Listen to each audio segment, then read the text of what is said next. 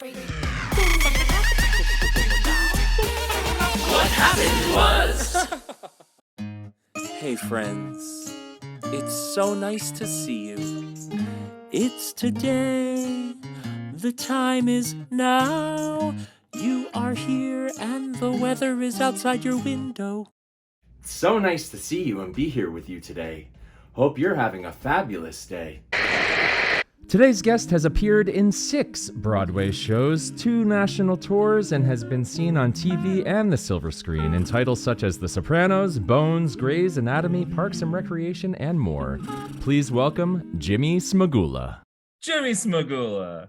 Hello. Hi, how are you? I'm good. How are you doing? Good, it's great to see you. Good to see you too, Zach. I saw you relatively recently. Yeah, we both auditioned for a new Broadway show together. We did. Are we allowed to say? You can say whatever you want. The Music Man on Broadway. Yeah, we were kind of in the final throes of the Music Man on Broadway. Yeah. I mean, they're going through some COVID. It's crazy what the industry is going through. Is the opera? It seems like I was just reading kind of a little blurb about the Metropolitan Opera just kind of soldiering on through it. I mean, you're an opera world person, and I know this is shown on like an opera, the Dallas Opera Network or something. I don't know that much about opera. I know a couple arias, but is the opera world kind of impacted in the same way as the theater community? It is, but it's definitely highlighting the differences between the opera and the theater worlds and how they operate. But first of all, don't you tell me that you're not in opera, because that voice, are you kidding me? You could have any opera career you wanted, sir. Well, I played Piangi in Phantom, which is the tenor, the opera tenor that the Phantom kills.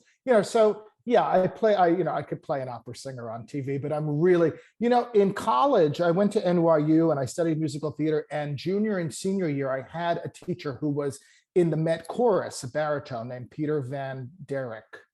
Yeah. I think, and a big baritone, just incredible, huge honking voice. And he was the greatest teacher. And he said to me, you should be singing opera, but you gotta be like a nerd to sing opera because you have to learn all these languages. Yeah, and I'm smart, but oh God, I mean, German was the worst for me.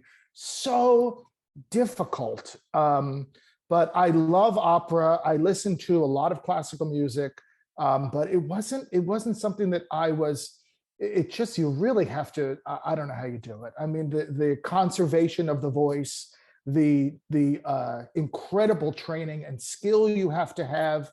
Musical theater is a whole different art form. It's truly different. It's much more, for me, about the acting and the storytelling. Although it seems like recently opera has gotten more into real actors. They want not only the voice, but also actors. Yeah. Well, listen, you're hitting on basically all of my favorite topics. Oh, good. Like tearing down the walls between musical theater and opera. Yes. Understanding that opera singers do have to be actors and do have to be comfortable in their bodies and be able to tell a story physically. Because much like ballet, you kind of, in a lot of opera, you don't have words to communicate the story, because you have to assume that the audience isn't going to understand. Right. And that's not to say that there are people that study the libretti and they come and they read the translations and they read the titles and everything. But even in English language opera, sometimes it's really hard to understand a voice when it's cutting over an 80-piece orchestra. Oh my God. That's how it is. So I was very lucky in high school. My dad had a very good friend who worked at the Met backstage, and he would get free tickets. So cool. My dad would drop me off. I lived in I grew up in New Jersey. So my dad would drive me and drop me off at 8:00 and pick me up at 11:45. But I saw Salome. I remember her coming down with the head on a platter in German, just spitting and singing. And I saw something else. I don't remember what it was. It was an Italian opera, but I got to see these huge, incredible productions with these huge, incredible sets. And still, I didn't want to do opera. Hey, that's okay. But I love it. It's like going to a drag show and thinking it's the most beautiful thing in the world, but not wanting to be a drag queen. Yeah, I don't want to do that either. But you like drag queens. Love them. Yeah, exactly. It's the same. Honestly, opera for me has the potential to live on that border of like high art drama, very serious, but also complete camp. And that's Yeah. a border that I love to dance on. Yes, yes, that makes a lot of sense if you look at it that way. But you are certainly an artist that seems to look at things in a wider perspective than most people. Like when I went to the opera company that you had for a moment, or I don't know how long, if it's still in existence, I don't know. But even that, it was kind of a very avant-garde kind of experience. And you know what I mean? You're Hey. not somebody who kind of lives within the parameters of. Yeah, I'm a crazy Sagittarius. I like to piss people off. I like to challenge people. I like to make people laugh. Yeah, all of it. Yeah, totally. Yeah, but I don't fit neatly in places, and the cool thing is that's become accepted and actually celebrated. People, Wow. like the fact that Kristen Chenoweth just had her own night at the Metropolitan Opera is a Yes. really big deal and says a lot about where Yes. the art form is going and where audiences are going. Yeah. Even 10 years ago, that would have been laughed about, and now people. Well, and even losing New York City Opera, I mean, Yeah. which was such a huge institution. I mean, it is. I'm sure that the world of opera, it's just a difficult place to live in. But it's great to see that it's still going on in this time. Yeah, it's going on. Things are happening. I will say this, which goes back to your original question of like how is opera functioning and how is theater collapsing basically at the same time. And it's not collapsing. Like people are rallying, people being flown all over the world to jump into Broadway shows. It's incredible. Oh my God, it's wild. Incredible. And It's like wild. also on the heels of our beloved Charlotte St. Martin like blowing up Broadway and saying that understudies aren't up to the task. My Yeah. friends, like, come on. It was so cool to see Hugh Jackman put out that statement on Yes. video to the world, just being like, this is what understudies do. They say Broadway. Oh. Understudies and swings are Broadway.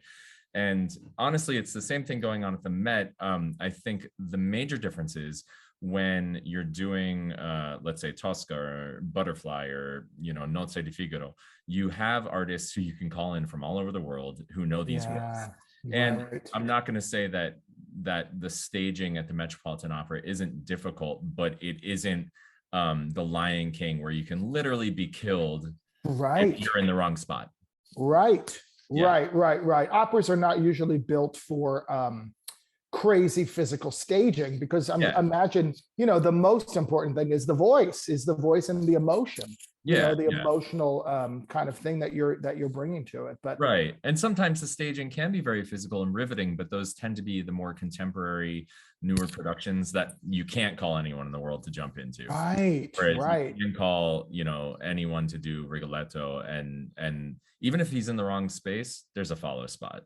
So they're Yes, right. Just move that sucker over a little bit and we're all good. Yeah. And as you know very well, Broadway is highly automated. Set pieces are automated. Lighting is automated. There's click tracks with the orchestra. Yes. So everything is a well-oiled machine. And I would say opera is quite different in that. Yeah, I certainly could not jump into any. I mean, I haven't been in a Broadway show in 10 years.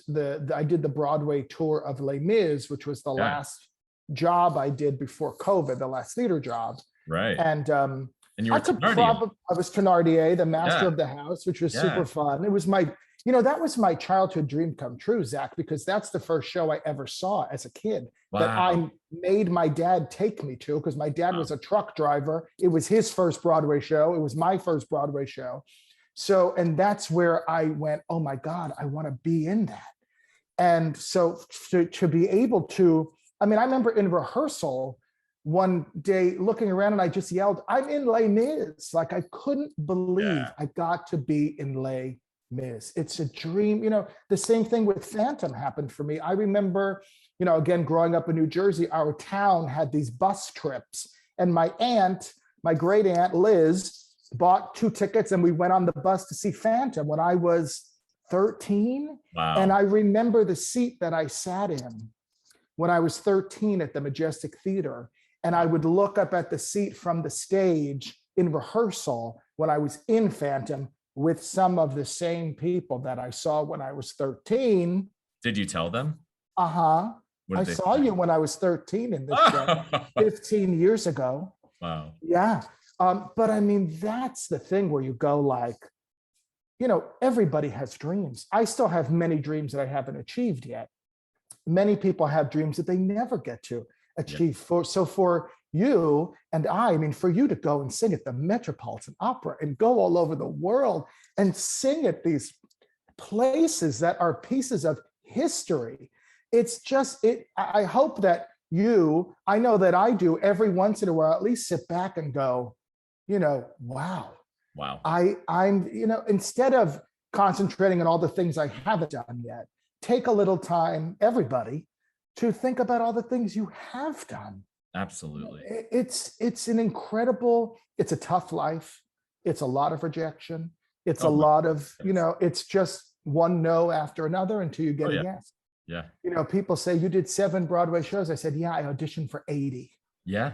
I've auditioned for 80 Broadway shows in my lifetime. I got 7 of them. That's amazing. People go, my God, it's amazing. 7. Yeah, I auditioned for 1 million. Yeah. Well, that goes to that statistic, that 10% statistic, right? 10%, absolutely. Yeah.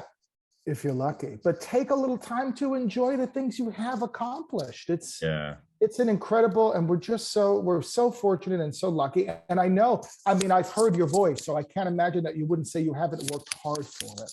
Because when you have a voice like that, you don't just come out of the womb sounding like that. You have to cultivate that, Yeah, you know how hard it is. Yeah, but we also love it. It's not work when you practice for an hour or an hour and a half singing because you love it. I love the feeling, the physical vibration that I feel in my body when I sing.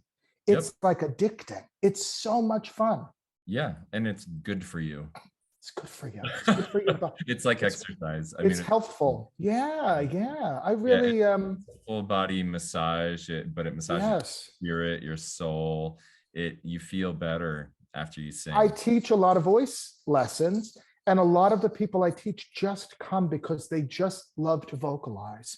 Yeah. They'll practice 1 day a week other than our allotted time, but they love the feeling of singing, of connecting to their instrument, to their bodies, to their voice in a way that they don't do all week. Absolutely. And that's such a beautiful thing that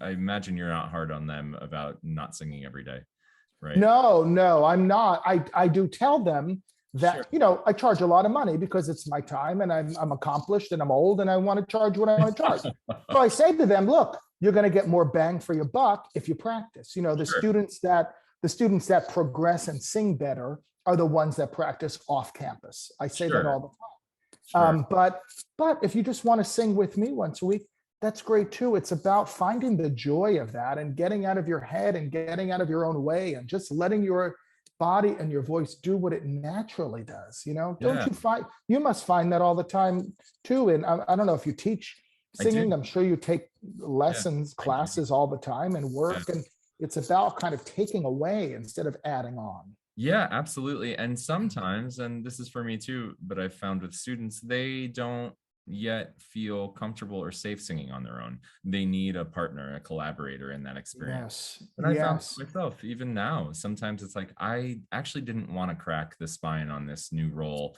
by myself. I need my teacher with me. Do you mind if you just tinker? Yeah, and that's lovely to know about yourself, and also lovely to go like, I don't have to do this all on my own. No. I can ask for help. I can ask for help. That's a good life lesson, to ask for help. Well, we're talking about singing, and I'm here to tell everyone you have this ridiculous voice, and it's fine. Come on now. It's nice. It's fine. And I'll tell you, it's funny because I look at videos of myself when I was like 11 or 12 singing, and it was not good. Like, it was bad. It was pitchy. It was, same with you, because you have this idea that like, you've always been gifted, or you've always been, I thought I read an article somewhere that said that everybody has the same mechanism in there. I think that's very interesting. Like, no one is kind of blessed or gifted with, something. I have a smaller windpipe, I know, because I've been scoped many times as a singer. So ENTs have said to me, like, perhaps you get that big sound because the sound is coming out of this smaller opening and then kind of popping out and resonating in a bigger way. So that's a little bit of luck. I know that people talk about the space between here and here being kind of bigger and allowing for more resonance. Whoop, there Sure. goes my headphones. But Sure. it's interesting. Like I'm not. There's no gift for me. It was work and cultivation and listening and mimicking and feeling and Oh yeah. trusting and making new sounds. And it's fascinating. I mean, I could talk about, it's probably so boring to talk about vocal production, but I could talk about it Oh all no. day because I find it fascinating.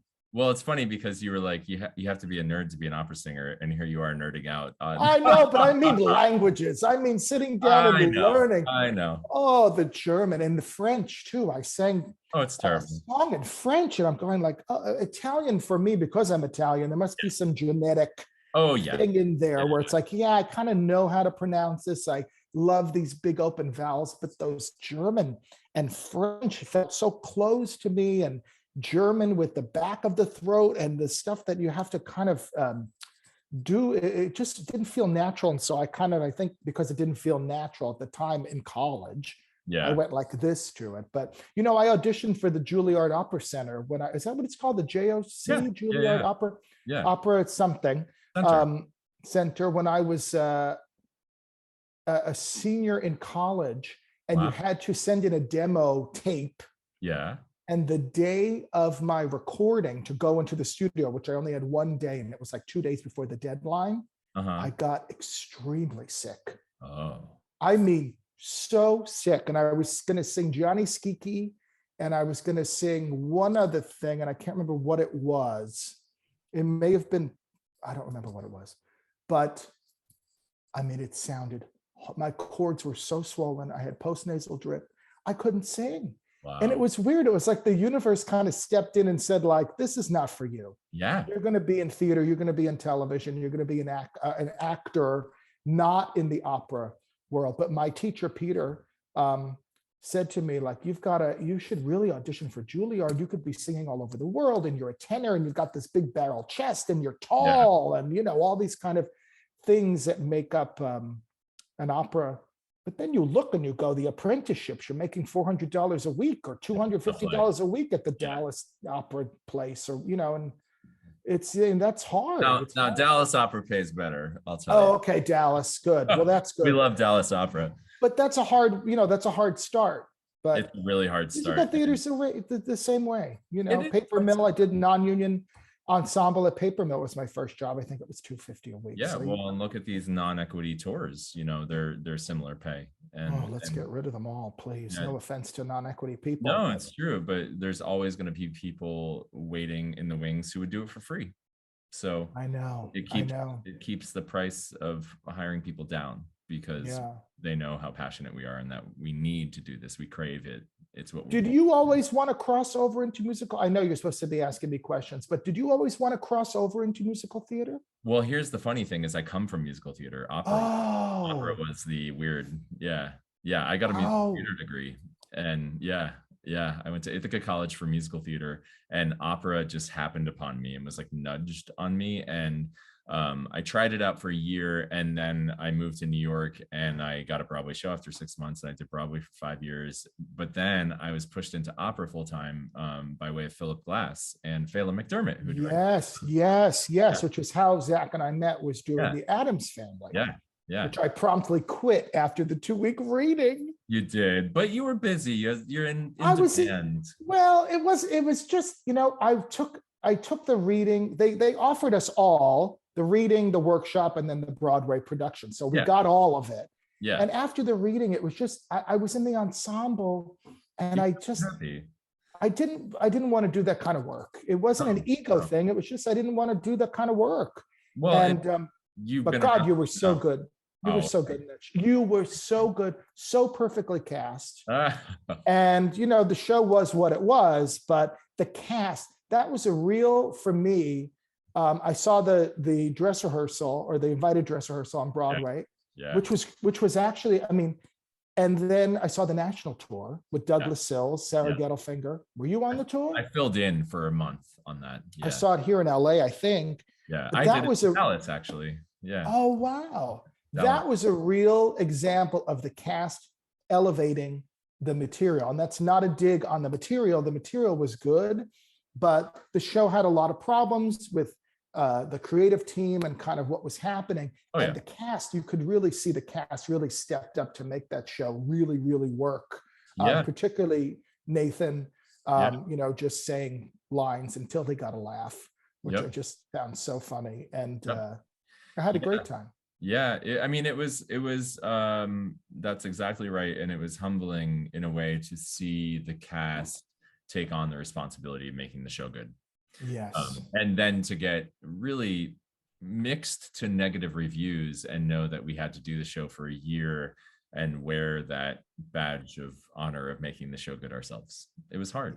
And a show where you go, the Addams Family, Nathan Lane, Yeah. B.B. Newworth, Andrew Lippa. Yeah. There's no way this is a home run. Should be This great. is a home No. run. Yeah. And it's just so interesting because it just shows you with theater, you still never know. It's a mystery. That's what makes it exciting for producers, I would imagine. It does. And It risky. does. I mean, let's unpack this because you've been a part of so many Broadway shows, but I think the problem with a lot of shows goes back to day one, and it's the purpose behind the show. Is the purpose to be a huge commercial success and be the next Wicked, or is the purpose to create great art that people are going to have their lives changed by watching? Well, And that's I really think interesting. That's I where- mean, I talk about that a lot with people, friends of mine, because there was a great shift.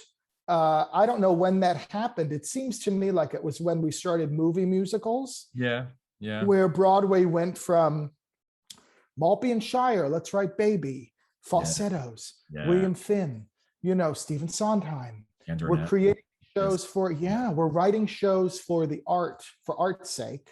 Yeah, And we hope they recoup and we hope they make money, as opposed to movie musicals, as opposed to theme park shows yeah, that now inhabit, not so much right at this moment, which is interesting, but I would say in the early 2000s and mid 2000s, we're starting to inhabit those theaters where you go, this is a theme park show. yeah, This is not a Broadway show. This Yeah. show belongs at Hershey Park. right. This show belongs at Six Flags. And that's not to say it's not good. It's wildly entertaining and fabulous, Great. The shows but- are great. but it's different. It's But a is that that's not the Broadway that I grew up wanting to be a part of. right. And it doesn't matter, because if I'm going to give you $100,000 for your Broadway show, I want to at least get that 100,000 back. Yeah, And the numbers, if you look at the percentages of shows that recoup, they're not good. You're not getting your money back. It's very rare. yeah. Now you've been a part of shows that some might call a theme park show. Yeah. I mean, sure. I don't know if the only one that I would say, I wouldn't call it a theme park show, but it was a Disney show, was Little Mermaid. Right. And, I auditioned, by the way, 8 times for the original company of The Little Mermaid. Yikes. And the night before Christmas Eve, got a call that I did not get the job. Oh, It was between myself and John Tracy Egan, who's a very talented character actor for the French chef, yeah. Chef Louis, Best Les role in the show, Poissons, honestly. Les Poissons. And there were the 2 of us at the callback, because you had to sign in and it showed you who was auditioning for each role. Every Sure. role had 8 people. My role had 2 people, Yeah. me and him. You've had that Okay. experience all your life. I'm Yeah, sure. 50-50. Yeah. One of us is going to get it. One of us is not going to get it. I was the guy who did not get it. And I literally cried. Oh, I I bet. cried. I bet. Then I went to the invited dress rehearsal Yes. and I wasn't crying anymore. Now, that show was beautiful in a lot of ways. Again, the cast was incredible. Yeah. The cast was incredible. And extremely famous opera director, who I'm sure you've probably worked with, Francesca Zambello, brilliant woman, speaks Yeah. 47,000 languages, Sure. directs all over the world, wonderful person. I didn't have a lot of interaction with her because I wound up replacing in that show for 10 weeks a year later, It's which fabulous. was a gift, because I thought I didn't get it. But that was the closest to what you would call just commercial show. The other ones I did, Full Monty, Oh, was that's hard. actually a beautiful show, and it was That's a amazing. movie musical. It Yeah. was beautiful. Man of La Mancha, gorgeous show. Gorgeous. You've got to play that role someday if Did. you haven't already. Did. Oh my God. I mean, you must Yeah. have been, I just did this Just- last summer. It was my first thing back live. oh, thrilling in that role. Phantom is a great show. Yeah. Damn Yankees, I did at City Center. I did a terrible play at Manhattan Theater Club. And Billy Elliot certainly is a Oh, gorgeous, gorgeous. Yeah. gorgeous Yeah. show. And then Ms. on Tour. Yeah. Well, Billy So Elliot and Full Monty are movie musicals that were high art. done well. I mean, particularly Billy Elliot Yeah. was the hardest show I've ever done, but also the most beautiful show I've I ever saw it. done. I saw it with my mom and brother. We went during Christmas, and it was just gorgeous. You would come out for the finale and you would see men crying Yeah. with their sons Yeah. in the audience. And there's no greater gift as an actor, as a performer, than to come out and see that you've changed people in the 2.5 hours that they've, or 2 hours and 50 minutes in this case with Billy Elliot, the 2 hours and 50 minutes that you've spent with someone, that you changed them. Yeah. You actually changed their perspective on life. You gave them something. You know, that's what theater and opera is all about. Art. Yeah, absolutely. Now, so how did you get into TV? Because you've been on absolutely everything. I've been on some shows. You've been on everything. Let's be clear. You have like 30 I've been on some IMDb credits. I've right? been on some shows. You know, I auditioned a little bit in New York, but my focus was always Broadway, Broadway, Broadway. And when you're 28 and you have your own apartment in Hell's Kitchen, you kind of just want to keep the lights on. You know what I mean? So it was like, let me just go and do this show and this show and this show, and it didn't matter. And then I injured myself in Billy Elliot. I'd been in the show for 7 months and I hurt my neck and my shoulder, and everybody in that show was injured at some point. Wow. But I really injured myself to the point where I couldn't go back. Oh no. And I was sitting in my studio apartment in Hell's Kitchen going, what the hell am I going to do? I can't lift my shoulder up above here. Now it's fine. But at the time I couldn't. This was 2011. Wow. And I had been out here in LA. I'd done a tour of Phantom a couple times, coming to Los Angeles. And I was like, you know what? I'm going to go to LA for 6 months or a year. I'll just go and just try something different. And that was 10 years ago. I just came out here and started working right away. I did Hot in Cleveland, which was a show on TV Land with Betty White. Yeah. And I did Grey's Anatomy within the first 3 months that I was out here. And I thought, well, this is easy. Now it got harder and harder the more you kind of want to climb up the chain. Sure. But that was it. I mean, I am a hustler. I make friends with people. I keep those friendships. I love people. I love actors. Yeah. And I will ask for help. So when I moved here, I emailed all of my friends who were working actors and said, I'm moving to LA. Please help me get a manager. Please help me get an agent. Please help me meet people. And a lot of them did. Yeah. And that's it. And now, you know, again, talk about audition to work ratio in television. It's even higher. I think it's probably 2%. Yeah. So for all of the things that I've booked, I've auditioned for many, many more. But I love working on camera. It is a skill that is completely different than anything I'd ever done on stage. Yep. It's completely different. Also addicting, I'd say. Super addicting, yeah. Super fun, super challenging. Oh yeah. And so rewarding when you can watch yourself give a performance that is so intimate. It's really, it's a whole different, for me anyway. Some actors will say there's no difference. You know, I work on stage, I work on television, I do the same thing. That's great. For me, it's very, very different. I don't know if it's just because I'm a huge personality and so I have to take it all a little bit It's down. because you come from theater too. Yeah. But I love it, and I love living in Los Angeles. And any New Yorker who's watching this will not like that comment, but I adore LA. I've grown to love living here. Yeah. You know, I rescued an 80-pound dog who was the love of my life. I have a wonderful partner who we've been together for 7.5 years. We have a lovely home. I drive the first time I drove to the grocery store and put my groceries in the back of the car, I didn't have to schlep them home down 9th Avenue in the snow. Right. I was like, oh my God, I could just put my groceries in. I have an elevator in my apartment building here. You just take them out and go. So I like the easiness of LA. Now, I don't like everything about it. Sure. But I like, there's a lot of things about New York that I miss, and I love New York. Yeah. But, and I always will. And I hope I can come back there and work sometime if it makes sense. Yeah. But no, I'd love, television, film.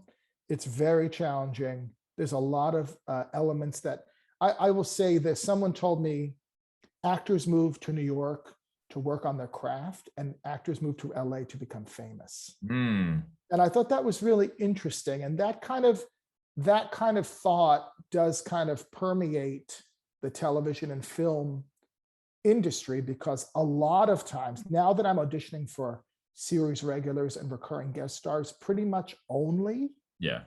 I'm like Steve Buscemi got a role that I auditioned for. Sure. David Arquette got a role that I auditioned for. So I'm competing great with these mid 40-year-olds or 50-year-olds that are stars. Yeah. So that's very hard. That's very hard. But what a compliment, though, to what you do and how well you do it, that you're in the room auditioning for roles that those gentlemen are auditioning for. Yeah, that's very nice. Thank you. I should think of it that way. That is a nice compliment. And it's again, it's a level of at least auditioning that I have fought for. Yeah. I have scraped, and it has to do with your representation. Yeah. You have to have top-notch rep. Yeah. And I'm so happy that I do. I love my rep. I mean, it's I'm very, very lucky. I'm very, very lucky. Well, listen, kid, I'm going to take it back to New York, and say, if you can make it there, you can make it anywhere. I think it's true. And you definitely made it here. Everybody knows you and loves you here. And I would say you're definitely making it in LA. You're very sweet. Yeah. Thank you so much. Well, you too, Zach. Thanks. Well, can I ask you some silly questions? Yes, please. All right. Are you ready? Yes, I'm ready. All right. Zodiac sign. Capricorn. Favorite ice cream? I don't know anything about it, though. Do you know about the Zodiac? I don't really know anything. Of course. I know all about it. All right. Favorite ice cream? I love pistachio. I mean, I have a lot because I love ice cream. Yes. I'm diabetic, so I have to really be careful with the ice cream, but I will have some. Mint chocolate chip pistachio. I think maybe pistachio. That's a good answer. Enjoyable. Coffee or tea? Coffee, but I like both. Yeah. Beach or mountains? Beach. Oh, God, the beach. Oh, You're in the right place. And desert, too, by the way. Yes. The Palm Springs, sitting in that heat. Just let me roast like a raisin in the sun. Yes. Oh, I love it. Okay. Well, then my next question is your favorite vacation spot of all time. I went to Italy, and we're threatening to go back to Italy. I went to Italy in 2003, and I think we're going to go hopefully in the spring if we can get over this pandemic stuff. Yeah. But Italy is, as I'm sure you know, I'm sure you've sung there. Just once, but it was life-changing. Yeah. It's unbelievable. I'm sure all of your opera listeners have been to Italy. There's nowhere else to go. I mean, my God, it's just, and Paris also, by the way, blew my mind. Paris is I was looking forward to going, but I was like, okay, it'll be fine. Oh, yeah. We went to Paris and London on one trip, and I was super excited to go to London and not that excited to go to Paris, and it completely flipped. Wow. I didn't want to leave Paris. I went to London. I was like, okay, I get it. It's like New York. It's a great, incredible history, incredible. Yeah. We had a great time in London. I would love to go back. It's one of my bucket list dreams is to work in London on the West End. You will. But I hope so. You will. But Paris was everywhere you look. You look anywhere, and it's insane. It was in Versailles, and just it's just so I would say Italy and Paris are just. Wait, have you watched Emily in Paris? No, I watched a little bit of the first. I'm not so taken with it as like a fun thing to watch. Maybe I'm too hard on things when I watch them, but. Well, you should give it another try because it's very lovely. If you like Paris, which I do as well, you might just enjoy hanging out with Emily in Paris for a couple. All right, I'll give it I'll give it another try. Listen, I like everything. It's my fault. It just got renewed for 2 more seasons, 3 and Thank 4. God. You'll be happy to know. So Thank yes. you. Yes. That's fabulous news. Thank you. That made my day. All right, a serious question. If you could go back to Jimmy from New Jersey who was, taking the bus in to see Phantom of the Opera, what would Jimmy now tell him? Just say you're going to do it. So just enjoy yourself. You're going to do it. I went to NYU. I went to the Tisch School of the Arts. There were 33 kids in our class. I was not the most talented. In my high school in New Jersey, I was the star. I played piano, trumpet, clarinet. I conducted the choir. I conducted the band. I played trumpet solos. I played piano solos. I sang. It was an evening of Jimmy Smagula with the other kids. Every concert, Then I got to NYU and they were like, oh, you're kind of fat. You're not going to work till you're 40. You're a character guy, and it was a real blow to my ego. Yeah. And so I wasn't certain that it was going to work out for me. It wasn't that I wasn't certain. I was willing to do whatever it took. I mean, I was skipping out at NYU to go to auditions. I remember going to an open call for Miss Saigon. I'm never going to be a Miss Saigon at any age with my look, but I skipped ballet to go to Miss Saigon. I was going. Oh yeah. But I would just say, you're going to do it. So just enjoy being a kid. I never enjoyed being a kid. I never sat with the kids. I would sit with the adults. I never. That's where you Yeah, my childhood was all about, I wanted to audition. I would call agents on the phone when I was like 11 years old. Can I have your mailing address? And I was like a huge kid. I looked like I was 18 when I was 12. So nobody wanted that. You're telling my story right now. We have so many parallels. Yeah. But it's that tenacity and that passion and that kind of, that willingness to kind of, my parents somehow instilled in me to never put anybody on a pedestal. I never put, I auditioned for and worked with Hal Prince. I've auditioned, I was in Sweeney Todd. Stephen Sondheim came to 3 shows and worked with us. I also did a Sweeney where Sondheim came. It's incredible. I mean, it's not that I don't put them on a pedestal. I mean, I'm talking about 2 huge giants who I just, I cried when both of them died. Yeah. But I never put them on a pedestal. I never saw them as more than collaborators in those moments. I never put them on. I never saw the people behind the table when I'm auditioning as, oh boy, that's the director. It's like, well, if I get this job, we're going to have to talk. We're going to have to, to collaborate. We're on the same team to make this good. Same parties, we're everything. Yeah, you're colleagues. So that was part of the tenacity that even at 12 got me to go into the, there was a thing called the Ross reports back in the day where they would have all the agencies and the phone numbers listed. I would go and just call people, and my mother would be like, what are these long distance charges? 212 area code, because it was on the home phone. Oh my goodness. But it's that tenacity that has given us our success. And that's what I always tell any younger students that I work with. It's like, if you want to do it, you can do it, no matter what you look like, no matter what you currently sound like, no matter what your current skill set might be. You have to practice. You have to rehearse. I did, just real quick, I mean, I'm talking a lot, but I did a play at Manhattan Theater Club, and I was thrilled to do a Broadway play. Right? Sure. No music. I'm a real actor, right? Yeah. I would go to rehearsal even if I wasn't called, because I wanted to watch the actors and learn. They all went to Yale. They were Obie Award winners. They were Tony Award winners for acting. And I learned the questions they would ask, the pace at which they would rehearse slowly with detail and specifics, and asking the director, why am I moving the stool over here? Wouldn't I wait for a minute to move it because I'm saying this now? Yeah. And you're going, oh. Wow.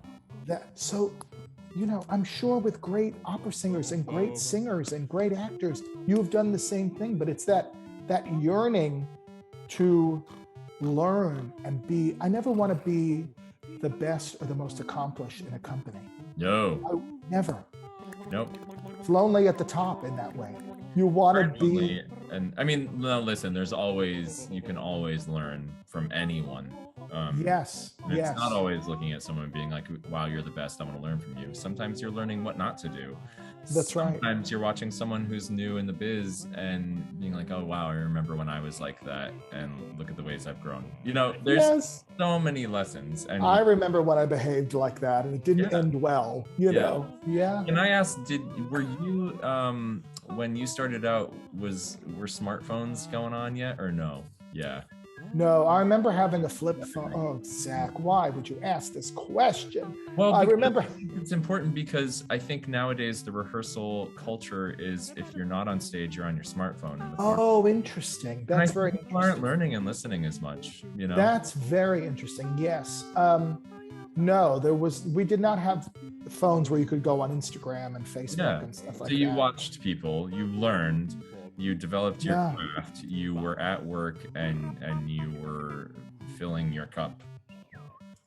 Even as an actor, I had a teacher once that said your artistry does not begin and end with your acting or your audition. You have to live as an artist every day. It is. And that makes a lot of sense. When you're in line at Rite Aid, you should be looking around and viewing the surrounding as an artist, your surroundings as an artist, so that when you have an audition for a guy who's nervous about picking up a prescription, you have it there. Because you're watching a guy in front of you instead of doing this and looking at Instagram and feeling bad that you're not in Turks and Caicos at the moment. Yeah. It's so. Honestly, Jimmy, it's even like singing Sondheim and like looking around at the world and seeing a color and saying, wow, I'm looking at that color deeper than I have previously. Oh, those lyrics. I mean, I remember Into the Woods in college. The first time that I understood one of the lyrics in Into the Woods of The Baker's Wife, and you go, oh, that's what that, she sings this lyric, when you've had an and you're back to or, makes the or mean more than it did before. Yeah. And I didn't know what that, you just kind of go and you had an and you're about, okay, and then you go, wait, when you've had both things, and then you go back to just having one thing, well, it makes the, oh, yeah. When you get that stuff, it's so, and you apply that to your whole life. I mean, what a gift. Tools. Yeah. I guess I am such a nerd. You're a nerd, baby. All right. I'm going to go study my German. Good job. Well, I have one final question for you, and this is a biggie. Yes. But Jimmy Smagula, what is the meaning of life?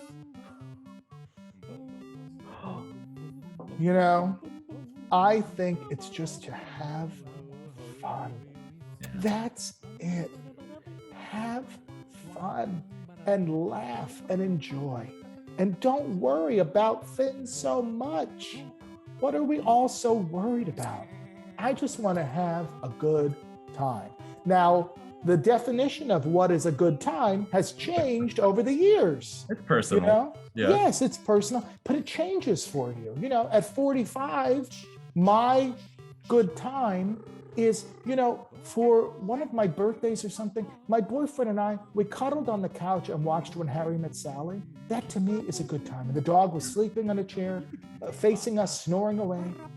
And I was like, this is great. I feel loved. I'm surrounded by love.